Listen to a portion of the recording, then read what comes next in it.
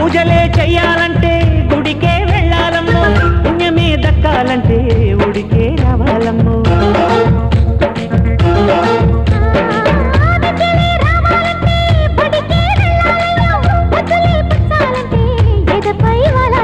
చిన్నారి బుక్కల్లో పొన్నారి పొంగుల్లో చేసి తరిగితే ఎలా ఎలా ఎలాగుంటది,